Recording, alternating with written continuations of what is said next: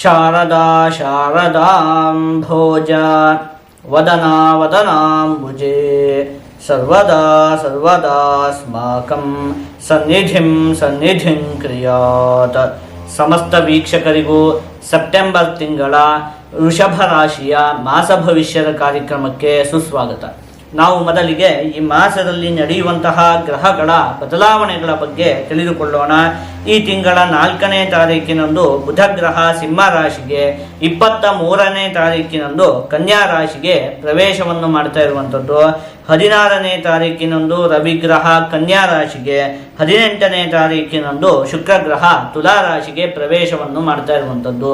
ಇದಿಷ್ಟು ಕೂಡ ಈ ಮಾಸದಲ್ಲಿ ನಡೆಯುವಂತಹ ಪ್ರಮುಖವಾದ ಗ್ರಹಗಳ ಬದಲಾವಣೆ. ಈಗ ಇದನ್ನೆಲ್ಲ ಆಧರಿಸಿ ಈ ಮಾಸದಲ್ಲಿ ವೃಷಭ ರಾಶಿಯವರಿಗೆ ಯಾವ ರೀತಿಯಾದಂತಹ ಫಲ ಪ್ರಾಪ್ತಿಯಾಗಲಿದೆ ಅಂತ ಹೇಳಿ ಒಂದೊಂದಾಗೆ ನೋಡ್ತಾ ಹೋಗೋಣ. ಮೊದಲನೇದಾಗಿ ನಿಮಗೆ ಈ ಮಾಸದಲ್ಲಿ ಚತುರ್ಥ ಭಾವದಲ್ಲಿ ಬುಧ ಗ್ರಹದ ಸ್ಥಿತಿ ಇರುವಂಥದ್ದು. ಇದರಿಂದ ನಿಮಗೆ ಅನೇಕ ವಿಧವಾಗಿ ಉತ್ತಮವಾದ ಫಲ ಅಂತ ಹೇಳುವಂಥದ್ದು ಪ್ರಾಪ್ತಿಯಾಗುತ್ತೆ. ಏನಾಗುತ್ತೆ, ವಿದ್ಯಾರ್ಥಿಗಳಿಗೆ ಅತ್ಯಂತವಾಗಿ ಶುಭ ಫಲದ ಪ್ರಾಪ್ತಿ ಆಗುತ್ತೆ. ವಿದ್ಯಾಭ್ಯಾಸದಲ್ಲಿ ಅಭಿವೃದ್ಧಿ ಅನ್ನುವಂಥದ್ದು ಉಂಟಾಗುತ್ತೆ. ಇನ್ನು ಸಜ್ಜನರ ವಿದ್ವಾಂಸರ ಒಂದು ಸಂಘ ಅನ್ನುವಂಥದ್ದು ನಿಮಗೆ ಉಂಟಾಗುತ್ತೆ. ಅನೇಕ ಒಳ್ಳೆಯ ವ್ಯಕ್ತಿಗಳ ಭೇಟಿ ಮಾಡ್ತೀರಿ, ಅವರ ಒಂದು ಪರಿಚಯ ಆಗುತ್ತೆ, ಅವರೊಂದಿಗೆ ಒಂದು ಉತ್ತಮವಾದ ಸಂಬಂಧ ಅಂತ ಹೇಳುವಂಥದ್ದು ಉಂಟಾಗುತ್ತೆ. ಇನ್ನು ಮುಖ್ಯವಾಗಿ ಕುಟುಂಬದ ಸದಸ್ಯರ ಜೊತೆ ನೀವು ಈ ಮಾಸದಲ್ಲಿ ಪ್ರವಾಸವನ್ನು ಕೈಗೊಳ್ತೀರಿ. ಅಂದರೆ ಕುಟುಂಬದ ಸದಸ್ಯರನ್ನೆಲ್ಲ ಯಾವುದೋ ಒಂದು ಕ್ಷೇತ್ರಕ್ಕೆ ಕರ್ಕೊಂಡು ಹೋಗುವಂಥದ್ದು ಇರಬಹುದು. ಈ ರೀತಿಯಾಗಿ ಕುಟುಂಬದ ಸದಸ್ಯರ ಜೊತೆ ಒಂದು ಪ್ರವಾಸವನ್ನು ಕೈಗೊಳ್ತೀರಿ. ಇನ್ನು ವ್ಯಾಪಾರಿಗಳಿಗೆ ಈ ಮಾಸದಲ್ಲಿ ಅತ್ಯಂತ ಉತ್ತಮವಾಗಿ ಲಾಭ ಅನ್ನುವಂಥದ್ದು ಉಂಟಾಗುತ್ತೆ. ಉದ್ಯೋಗಾಪೇಕ್ಷೆಗಳಿಗೂ ಕೂಡ ಈ ಮಾಸ ಅತ್ಯಂತ ಉತ್ತಮವಾಗಿದೆ. ಇನ್ನು ಈ ಹಿಂದೆಯೇ ಹೇಳಿದಂತೆ ಬುಧ ಗ್ರಹ ಚತುರ್ಥ ಭಾವದಲ್ಲಿ ಸ್ಥಿತವಾಗಿದೆಯಲ್ಲ, ಗತ ಮಾಸದಲ್ಲಿಯೂ ಕೂಡ ಸ್ಥಿತವಾಗಿತ್ತು. ಅದರಿಂದ ಅನೇಕ ವಿಧವಾಗಿ ಉತ್ತಮ ಫಲ ಪ್ರಾಪ್ತಿಯಾಗುತ್ತೆ. ಏನು, ಇದನ್ನು ಹೋದ ಮಾಸದಲ್ಲಿಯೂ ಯೋಚನೆ ಮಾಡಿದ್ವಿ, ಹೋದ ಮಾಸದಲ್ಲಿಯೂ ಕೂಡ ಈ ಉತ್ತಮವಾದ ಫಲ ಪ್ರಾಪ್ತಿಯಾಗಿದೆ. ಹಾಗೆ ಈ ಮಾಸದಲ್ಲಿಯೂ ಕೂಡ ಪ್ರಾಪ್ತಿಯಾಗುತ್ತೆ. ನಿತ್ಯ ಸೌಖ್ಯಂ ಕಲಾಲಾಪಂ ಧನಧಾನ್ಯಾದಿ ಲಾಭದಂ ಕಾರ್ಯವೃದ್ಧಿಂಚ ವಿಜ್ಞಾನಂ ಸಿದ್ಧಿಂ ಬಂಧುಗತೆ ಬುಧೆ. ನಿತ್ಯ ಸೌಖ್ಯ, ಒಂದಷ್ಟು ಮನಸ್ಸಿಗೆ ನೆಮ್ಮದಿ ಅಂತ ಹೇಳುವಂಥದ್ದು ಪ್ರಾಪ್ತಿಯಾಗುತ್ತೆ. ಕಲಾಲಾಪಂ, ಕಲಾವಿದರುಗಳಿಗೆಲ್ಲ ಈ ಮಾಸ ಅತ್ಯಂತ ಉತ್ತಮವಾಗಿದೆ. ಧನಧಾನ್ಯಾದಿ ಲಾಭದಂ, ಒಂದಷ್ಟು ಲಾಭ ಅಂತ ಹೇಳುವಂಥದ್ದು ಉಂಟಾಗುತ್ತೆ. ಕಾರ್ಯವೃದ್ಧಿಂಚ ವಿಜ್ಞಾನಂ ಸಿದ್ಧಿಂ ಬಂಧುಗತೆ ಬುಧೆ, ಉದ್ಯೋಗಕ್ಕೆ ಸಂಬಂಧಪಟ್ಟಿರುವಂತಹ ವಿಚಾರದಲ್ಲಿಯೂ ಕೂಡ ನಿಮಗೆ ಅಭಿವೃದ್ಧಿ ಎನ್ನುವಂಥದ್ದು ಉಂಟಾಗುತ್ತೆ. ಆಯ್ತಾ, ಇಷ್ಟು ಉತ್ತಮವಾದ ಫಲ ಅಂತ ಹೇಳುವಂಥದ್ದು ಪ್ರಾಪ್ತಿಯಾಗುತ್ತೆ. ಈಗ ಈ ಮಾಸದಲ್ಲಿ ನೀವು ಒಂದು 2-3 ವಿಚಾರದಲ್ಲಿ ಒಂದು ಸ್ವಲ್ಪ ಜೋಪಾನವಾಗಿರ್ಬೇಕಾಗುತ್ತೆ. ಅದೇನು ಅಂತ ಹೇಳಿ ನೋಡ್ತಾ ಹೋಗೋಣ. ಮೊದಲನೇದಾಗಿ ಹಣಕಾಸಿಗೆ ಸಂಬಂಧಪಟ್ಟಿರುವಂತಹ ವಿಚಾರದಲ್ಲಿ ಈ ಮಾಸದಲ್ಲಿ ನಿಮಗೆ ಒಂದು ಸ್ವಲ್ಪ ವಂಚನೆ ಉಂಟಾಗುವಂತಹ ಸಂಭವ ಇದೆ. ಆ ವಿಚಾರದಲ್ಲಿ ಒಂದು ಸ್ವಲ್ಪ ನೀವು ಜೋಪಾನವಾಗಿರಬೇಕು. ಜೋಪಾನವಾಗಿರುವಂಥದ್ದು ಅಂದ್ರೆ ಏನು, ಮೊದಲನೇದಾಗಿ ಆದಷ್ಟು ನೀವು ಸಾಲವನ್ನು ಕೊಡುವುದಕ್ಕೆ ಹೋಗಬಾರ್ದು ಈ ಮಾಸದಲ್ಲಿ. ಆಯ್ತಾ, ಇನ್ನೊಂದು, ನಂಬಿಕೆಗೆ ಅನರ್ಹವಾದಂತಹ ಜಾಗಗಳಲ್ಲಿ, ನಂಬಿಕೆಗೆ ಅನರ್ಹವಾದಂತಹ ಸ್ಥಳದಲ್ಲಿ ಹಣದ ಹೂಡಿಕೆಯನ್ನು ಮಾಡಬಾರ್ದು.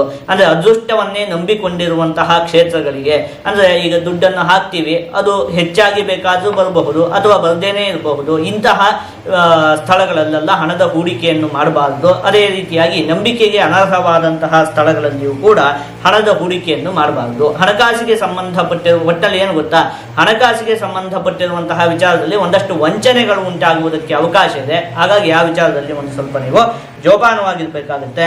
ಇನ್ನು ಬೇರೆಯವರ ಸಲಹೆ ಸೂಚನೆಗಳನ್ನು ಆಧರಿಸಿ ಕೆಲಸವನ್ನು ಮಾಡಬಾರ್ದು ಅಂತ ಹೇಳಿ. ಆದ್ರೆ ಏನು ಹೇಳಿ, ಯಾರೋ ಏನೋ ಒಂದು ಸಲಹೆಯನ್ನು ಕೊಡ್ತಾರೆ, ಈ ಉದ್ಯೋಗ ಮಾಡಿದರೆ ತುಂಬ ಲಾಭ ಆಗುತ್ತೆ ಅಂತ. ನೀವು ಅವರು ಹೇಳಿದ್ರು ಅಂತ ಹೇಳಿ ಅದನ್ನು ನಂಬ್ಕೊಂಡು ಅದನ್ನೇನಾದ್ರು ಶುರು ಮಾಡಿದಂತಹ ಸಂದರ್ಭದಲ್ಲಿ ಅದರಿಂದ ನಿಮಗೆ ಒಂದಷ್ಟು ಸಮಸ್ಯೆಗಳು ಉಂಟಾಗುತ್ತೆ. ಒಟ್ಟಲ್ಲಿ ಬೇರೆ ಯಾರು ಹೇಳಿದ್ರು ಅಂತ ಹೇಳಿ ಅದನ್ನು ನಂಬಿಕೊಂಡು ನೀವೇನನ್ನು ಕೂಡ ಮಾಡುವುದಕ್ಕೆ ಹೋಗಬೇಡಿ. ನೀವೇ ಸ್ವತಂತ್ರವಾಗಿ ನೀವು ಯೋಚನೆಯನ್ನು ಮಾಡಿ ಏನು ಬೇಕಾದರೂ ಮಾಡಿ. ಆದರೆ ಯಾರು ಏನೋ ಹೇಳಿದ್ರು ಅಂತ ಹೇಳಿ ತಕ್ಷಣ ಏನೋ ಒಂದನ್ನು ನೀವು ಮಾಡೋಕ್ಕೆ ಹೋದಂತಹ ಸಂದರ್ಭದಲ್ಲಿ ಒಂದಷ್ಟು ನಿಮಗೆ ನಷ್ಟ ಉಂಟಾಗುವುದಕ್ಕೆ ಅವಕಾಶ ಇದೆ.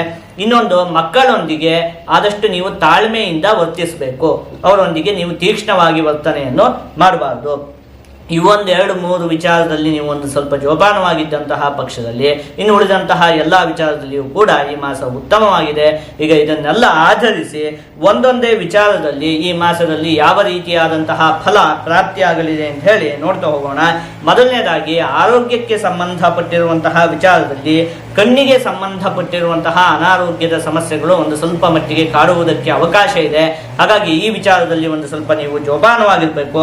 ಇನ್ನು ಕುಟುಂಬಕ್ಕೆ ಸಂಬಂಧಪಟ್ಟಿರುವಂತಹ ವಿಚಾರದಲ್ಲಿ ಮಕ್ಕಳೊಂದಿಗೆ ಒಂದು ಸ್ವಲ್ಪ ವೈಮನಸ್ಯ ಉಂಟಾಗುವುದಕ್ಕೆ ಅವಕಾಶ ಇದೆ. ಹಾಗಾಗಿ ಅಲ್ಲಿ ಆದಷ್ಟು ನೀವು ತಾಳ್ಮೆಯಿಂದ ವರ್ತಿಸಬೇಕಾಗುತ್ತೆ. ಇನ್ನು ವಿದ್ಯೆಗೆ ಸಂಬಂಧಪಟ್ಟಿರುವಂತಹ ವಿಚಾರದಲ್ಲಿ ಈ ಮಾಸ ಉತ್ತಮವಾಗಿದೆ. ಹಣಕಾಸಿಗೆ ಸಂಬಂಧಪಟ್ಟಿರುವಂತಹ ವಿಚಾರದಲ್ಲಿ ಹಣಕಾಸಿನ ಆಗಮನ ಅಂತ ಹೇಳುವಂಥದ್ದು ಉಂಟಾಗುತ್ತೆ. ಆದರೆ ಒಂದು ಸ್ವಲ್ಪ ವಂಚನೆ ಉಂಟಾಗುವುದಕ್ಕೆ ಅವಕಾಶ ಇರುತ್ತೆ. ಆ ವಿಚಾರದಲ್ಲಿ ನೀವು ಜೋಪಾನವಾಗಿರ್ಬೇಕಾಗುತ್ತೆ. ಇನ್ನು ಉದ್ಯೋಗಕ್ಕೆ ಸಂಬಂಧಪಟ್ಟಿರುವಂತಹ ವಿಚಾರದಲ್ಲಿ ಈ ಮಾಸ ಉತ್ತಮವಾಗಿದೆ. ಆದಷ್ಟು ನೀವು ಈ ಮಾಸದಲ್ಲಿ ದುರ್ಗಾದೇವಿಯ ಆರಾಧನೆಯನ್ನು ಮಾಡಬೇಕು. ಹೀಗೆ ಮಾಡುವುದರಿಂದ ನಿಮಗೆ ಯಾವುದೇ ಅಶುಭ ಫಲ ಅಂತ ಹೇಳುವಂಥದ್ದು ಪ್ರಾಪ್ತಿಯಾಗುವುದಿಲ್ಲ. ಇನ್ನೂ ಕೂಡ ಶುಭ ಫಲ ಅಂತ ಹೇಳುವಂಥದ್ದು ಪ್ರಾಪ್ತಿಯಾಗುತ್ತೆ.